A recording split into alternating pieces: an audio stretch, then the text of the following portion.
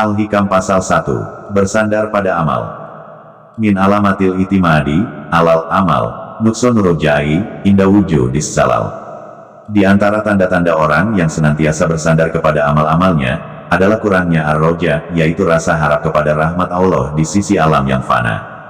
Syarah, ar-roja adalah istilah khusus dalam terminologi agama, yang bermakna pengharapan kepada Allah Ta'ala. Pasal Al-Hikam yang pertama ini bukan ditujukan ketika seseorang berbuat salah, gagal atau melakukan dosa. Karena ar-roja lebih menyifati orang-orang yang mengharapkan kedekatan dengan Allah, untuk takorub. Kalimat, wujudi zalal, artinya segala wujud yang akan hancur. Alam fana, menunjukkan seseorang yang hidup di dunia dan masih terikat oleh alam hawa nafsu dan alam syahwat. Itu semua adalah wujud al-zalal, wujud yang akan musnah. Seorang mukmin yang kuat tauhidnya, sekalipun masih hidup di dunia dan terikat pada semua wujud yang fana, namun harapannya semata kepada Allah Ta'ala. Jika kita berharap akan rahmatnya, maka kita tidak akan menggantungkan harapan kepada amal-amal kita, baik itu besar ataupun kecil. Dan hal yang paling mahal dalam suluk adalah hati, yaitu apa yang dicarinya dalam hidup. Dunia ini akan menguji sejauh mana kualitas roja atau harap kita kepada Allah Ta'ala.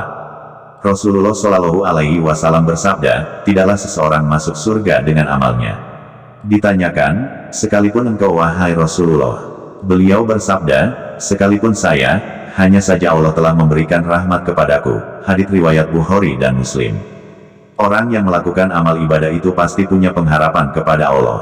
Meminta kepada Allah supaya hasil pengharapannya, akan tetapi jangan sampai orang beramal itu bergantung pada amalnya. Karena hakikat yang menggerakkan amal ibadah itu Allah, sehingga apabila terjadi kesalahan, seperti terlanjur melakukan maksiat, atau meninggalkan ibadah rutinnya, ia merasa putus asa dan berkurang pengharapannya kepada Allah, sehingga apabila berkurang pengharapan kepada rahmat Allah, maka amalnya pun akan berkurang dan akhirnya berhenti beramal. Seharusnya dalam beramal itu semua dikehendaki dan dijalankan oleh Allah, sedangkan diri kita hanya sebagai media berlakunya kudrat Allah. Kalimat, la ilaha illallah. Tidak ada Tuhan, berarti tidak ada tempat bersandar, berlindung, berharap kecuali Allah. Tidak ada yang menghidupkan dan mematikan, tidak ada yang memberi dan menolak melainkan Allah. Pada dasarnya syariat menyuruh kita berusaha dan beramal.